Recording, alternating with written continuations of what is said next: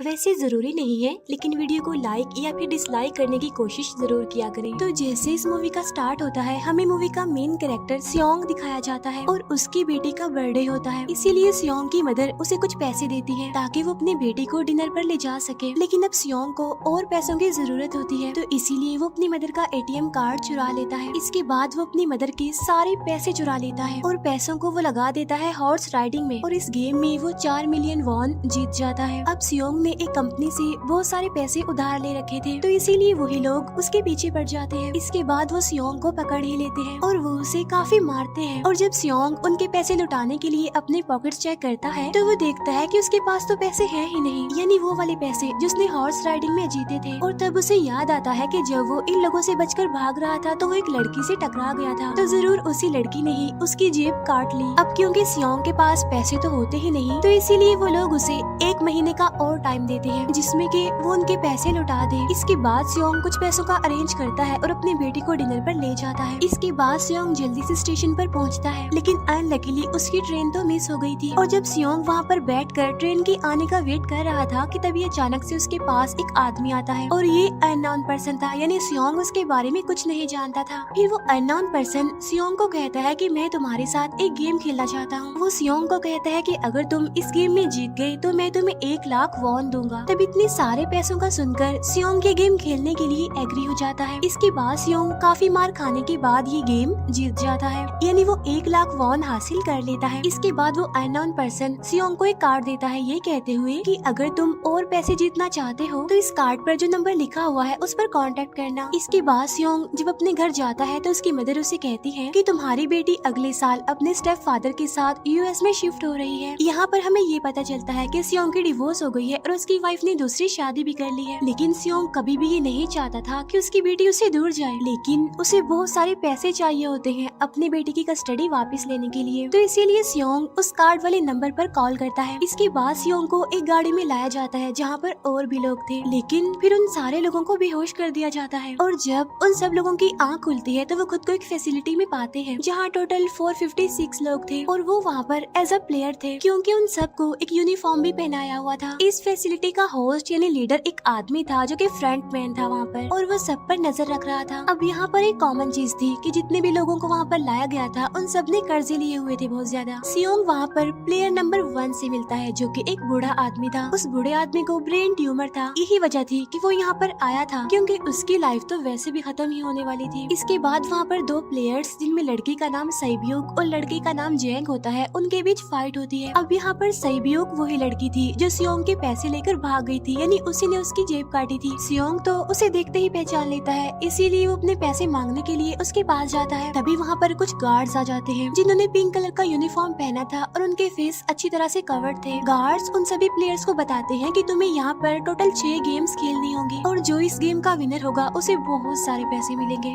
इसके बाद उन सबसे एक कॉन्ट्रैक्ट पर साइन करवाया जाता है और इस कॉन्ट्रैक्ट के 3 मेन रूल्स थे। पहला रूल ये कि कोई भी प्लेयर अपनी मर्जी से गेम को छोड़कर नहीं जा सकता। दूसरा रूल ये होता है कि जो भी प्लेयर खेलने से मना करेगा तो उस प्लेयर को एलिमिनेट कर दिया जाएगा, और उनके मुताबिक एलिमिनेट का मतलब क्या था ये तो हम आगे ही जानेंगे। गेम का तीसरा रूल ये था कि अगर मेजोरिटी इस गेम को खेलना नहीं चाहती तो वो इस गेम को छोड़कर जा सकते हैं। इसके बाद उन सबको गेम के लिए ले जाया जाता है। अब यहाँ पर सियोंग अपनी क्लासमेट सैंगवू से भी मिलता है जो कि उसे बचपन से जानता था। सियोंग उसे वहाँ पर देखकर काफी हैरान होता है क्योंकि वो तो किसी बिजनेस के लिए आउट ऑफ कंट्री चला गया था। अब पहले गेम के लिए वहाँ पर एक काफी बड़ी डॉल थी और इस गेम का रूल काफी सिंपल था, और वो ये था कि डॉल जब भी गाना गाएगी उन सबको आगे बढ़ना है, और जैसे ही वो गाना गाना बंद करेगी तो उन सबको रुक जाना है और मूव नहीं करना है, और अगर कोई हिल गया तो उसे एलिमिनेट कर दिया जाएगा। अब स्टार्टिंग में तो ये सब कुछ उन्हें किसी प्रैंक की तरह लग रहा था, लेकिन जब एक लड़का हिल जाता है तो उसे शूट करके मार दिया जाता है, और यही होता है एलिमिनेट का मतलब, यानी उन्हें मार दिया जाएगा। अब ये देखकर वो सारे लोग काफी घबरा जाते हैं और उन्हें पता चल चुका था कि वो खतरे में है, इसीलिए लोग डरते हुए पैनिक करते हुए इधर उधर भागने लगते हैं।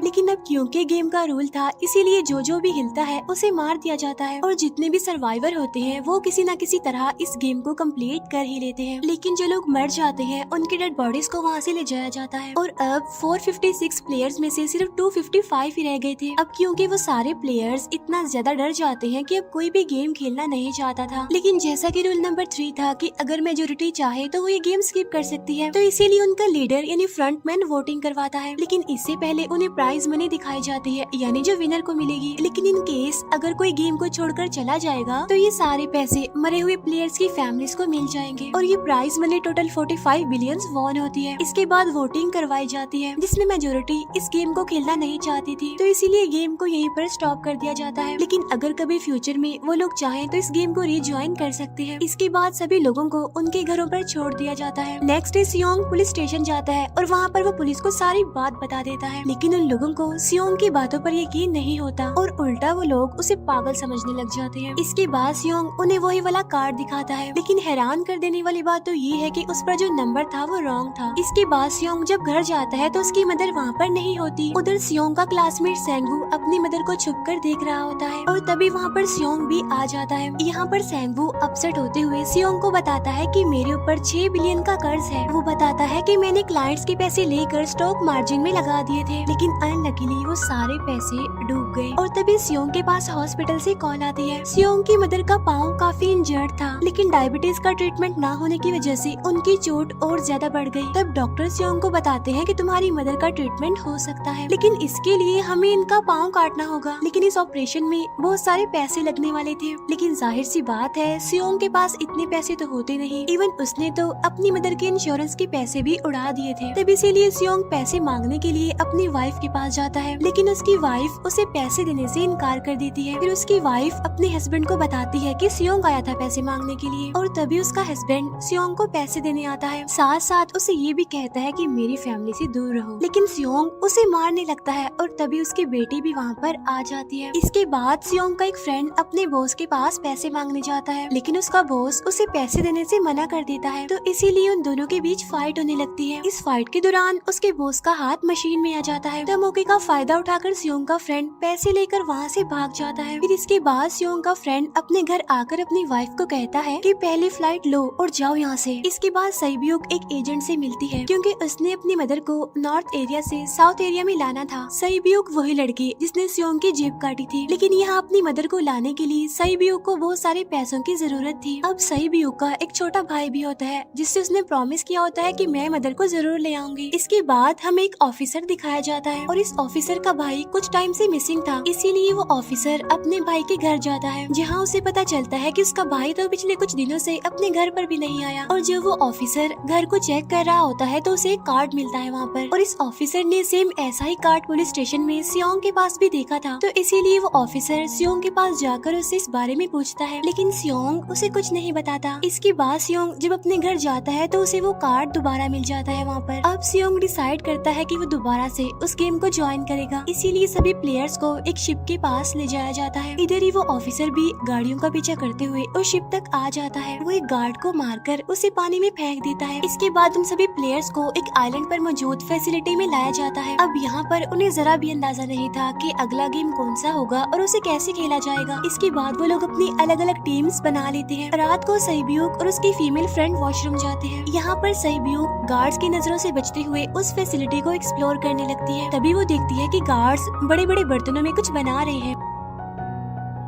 लेकिन अब क्योंकि गार्ड्स को शक हो जाता है तो ये गार्ड वॉशरूम्स को चेक करने के लिए आता है, लेकिन तब तक सईब्यूक वापस आ चुकी थी। इसके बाद सईब्यूक अपनी फीमेल फ्रेंड को सारी बात बता देती है जो उसने देखा था, लेकिन यहाँ पर सेंगवू उन दोनों की बातें सुन लेता है और वो इस बारे में सईब्यूक से पूछता है, जिस पर सईब्यूक बताती है कि वो बड़े बड़े बर्तनों में कुछ पका रहे थे। इसके बाद उन सभी प्लेयर्स को प्ले ग्राउंड में लाया जाता है, जहाँ पर उनके सामने 4 शेप्स थी। 4 शेप्स में से उन्होंने किसी एक शेप को चूज करना था। अब यहाँ पर सेंगवू को पता चल जाता है है कि गेम क्या है और क्या करना है हमें। सेंगवू सियोंग को बताता है कि सबने अलग अलग शेप्स को चुनना है। इसके बाद उन सभी को एक छोटा सा बर्तन दिया जाता है जिसमें की शेप्स बनी होती है। अब गेम उनकी ये होती है कि उन्होंने किसी तरह उस शेप को बाहर निकालना है बगैर डैमेज किए, लेकिन अगर शेप जरा से भी खराब हो गई तो उन्हें एलिमिनेट कर दिया जाएगा, यानी मार दिया जाएगा। अब यहाँ पर सेंगवू तो इजिली उस शेप को निकाल लेता है, लेकिन सियोंग इतना ज्यादा घबरा जाता है कि उसकी हालत खराब होने लगती है, लेकिन फिर वो किसी न किसी तरह करके इस गेम को भी जीत लेता है। इसके बाद उन सबको वापस से रूम में लाया जाता है। अब यहाँ पर 187 प्लेयर्स वापस आए थे, जिनमें से अब सिर्फ 108 ही रह गए थे। इसके बाद उन सबको खाने के लिए ले जाया जाता है, लेकिन खाने की वजह से जैंग की एक लड़के से फाइट हो जाती है, जहाँ पर जैंग उस लड़के को इतना ज्यादा मारता है कि वो मौके पर ही मर जाता है। इधर ही हम देखते हैं कि उन प्लेयर्स में से एक डॉक्टर होता है जो गार्ड्स के साथ मिलकर मरे हुए लोगों के ऑर्गन्स निकाल कर उन्हें चाइनीज को बेचने का काम करता है। इसीलिए जब भी डेड बॉडीज को ले जाया जाता है तो वो डेड बॉडीज को गायब कर लेते हैं, क्योंकि ये सब कुछ एक प्लान के अकॉर्डिंग चल रहा था, क्योंकि ये सारा कुछ फ्रंट मैन से छुप कर हो रहा था। यही वजह थी कि कंट्रोल रूम में भी उन्होंने अपना ही एक आदमी बिठाया हुआ था जो कि उन लोगों की सारी वीडियो फुटेज डिलीट कर देता था, और गार्ड्स तो डॉक्टर को गेम के बारे में पहले ही बता देते थे ताकि वो सरवाइव कर सके। यहाँ पर एक गार्ड उसी प्लेयर डॉक्टर को बताता है कि आज हमने प्लेयर्स को जानबूझकर खाना कम दिया है ताकि वो आपस में लड़ने लगे, जिससे होगा ये कि सारे वीक प्लेयर्स गेम से आउट हो जाएंगे। साथ ही गार्ड डॉक्टर को अपनी अगली गेम के बारे में बता देता है। अब 30 मिनट के बाद वहाँ पर लाइट्स ऑफ होने वाली थी। अब यहाँ पर सेंगवू को पता था कि सियोंग की टीम जरूर कोई उल्टा काम करेगी, इसीलिए वो उस टीम को अपने पास बुलाकर उन्हें रिलैक्स रहने के लिए कहता है। उधर वो जो डॉक्टर प्लेयर होता है वो जैंग की टीम में शामिल हो जाता है। यहाँ पर डॉक्टर जैंग को बता देता है कि अगला गेम क्या होने वाला है। इसके बाद लाइट्स ऑफ हो जाती है और जैंग अपनी टीम के साथ मिलकर बाकी सभी को मारने लगता है। जैंग एक लड़की को मारकर सैबियो को मारने जाता है, लेकिन तभी सियोंग उसे बचा लेता है। इसके बाद गार्ड्स वहाँ पर आकर उन सभी को रोक लेते हैं और अब टोटल 80 लोग रह गए थे। इसके बाद उन सभी को तीसरे गेम के लिए ले जाया जाता है और यहाँ पर उन्हें 10-10 प्लेयर्स की एक टीम बनाने के लिए कहा जाता है, और वो लोग ऐसा ही करते हैं, अपनी अपनी टीम बना लेते हैं। अब क्योंकि जैंग को अगली गेम के बारे में पहले ही पता होता है, इसीलिए वो सैबियो की फीमेल फ्रेंड को अपनी टीम में नहीं रखता और वो अपनी टीम में सिर्फ मर्दों को ही रखता है। इसके बाद सेंगवू भी अपनी एक टीम बना लेता है। अब क्योंकि उन्हें एक प्लेयर की जरूरत थी तो इसीलिए सैबियो की फीमेल फ्रेंड उनके टीम में शामिल हो जाती है, और ये गेम असल में टग ऑफ वॉर का होता है, यानी उन्होंने अपने सामने वाली टीम को नीचे गिराना था। इसके बाद गेम स्टार्ट हो जाती है और जैंग की गेम बड़ी आसानी से इस गेम को जीत लेती है। इसके बाद बारी होती है सेंगवू की टीम की। तब प्लेयर नंबर 1 यानी वो बूढ़ा आदमी कहता है कि मैंने अपनी जिंदगी में बहुत सारी टग ऑफ वॉर्स खेल रखी है, इसीलिए उन सबको गाइड करता है कि इस गेम को कैसे जीतना है। तो इसीलिए वो लोग किसी न किसी तरह करके इस गेम को जीत जाते हैं। फिर दिखाया जाता है कि 30 मिनट के बाद दोबारा से लाइट्स ऑफ हो जाएंगी, जिस पर सेंगवू उन सबको कहता है कि रेडी रहना। तो इसीलिए वो डिसाइड करते हैं कि एक एक करके हम पहरा देंगे। अब जैंग की टीम में एक से बढ़कर एक चालाक प्लेयर था, तो इसीलिए जैंग को डर होता है कि कहीं उसकी टीम उसे ही साइड पर न लगा दे, यानी उसे ही अपने रास्ते से न हटा दे।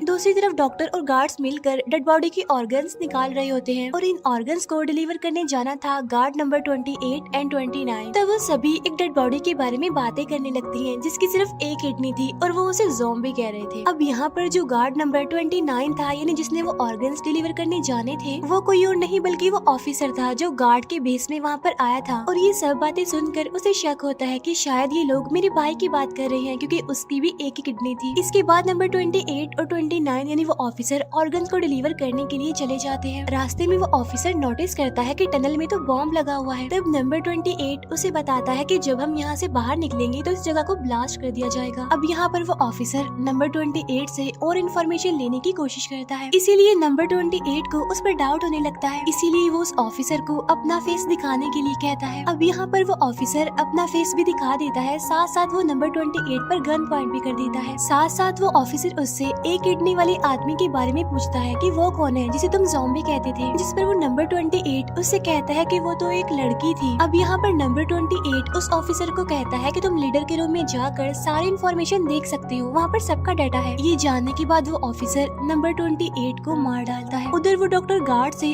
अगली गेम के बारे में पूछता है, लेकिन इस बार गार्ड्स को भी अगली गेम के बारे में पता नहीं होता। तब इसीलिए डॉक्टर को गुस्सा आ जाता है और वो एक गार्ड को पकड़ लेता है और उनकी फाइट होने लगती है। इसी फाइट में डॉक्टर डॉक्टर उस गार्ड को मार कर वहाँ से भाग जाता है। इसके बाद एक गार्ड भी उसका पीछा करता है और वो दोनों प्लेग्राउंड में आ जाते हैं। यहाँ पर गार्ड डॉक्टर को अपनी बातों में फंसा कर उसे मारने वाला होता है, लेकिन तभी लीडर इन्हीं फ्रंटमैन आकर उसे मार डालता है और बाद में वो उस डॉक्टर को भी मार डालते हैं। साथ साथ इन्हें वहीं पर नंबर 28 की डेड बॉडी भी मिल जाती है, जिससे इन्हें ये पता चल जाता है कि फैसिलिटी में कोई घुस गया है। उधर वो ऑफिसर लीडर इन्हीं फ्रंटमैन के रूम तक पहुँच जाता है। तब वो चेक करते करते एक ऐसे रूम में जाता है जहाँ पर सबके रिकॉर्ड्स थे, और जब वो ऑफिसर रिकॉर्ड चेक कर रहा होता है तो उसे सभी विनर्स की एक लिस्ट मिलती है, जिसमें उसके भाई का भी नाम था, यानी वो भी कभी विनर था। उधर सभी प्लेयर्स को 4th गेम के लिए ले जाया जाता है, जहाँ पर उन सबको अपना अपना पार्टनर चुनने के लिए कहा जाता है, और वो प्लेयर्स करते भी ऐसा ही है, अपना अपना पार्टनर चुन लेते हैं। सहयोग की फीमेल फ्रेंड भी अपना पार्टनर ढूंढने की कोशिश करती है, लेकिन कोई भी उसका पार्टनर बनने को तैयार ही नहीं था। इसके बाद सभी प्लेयर्स को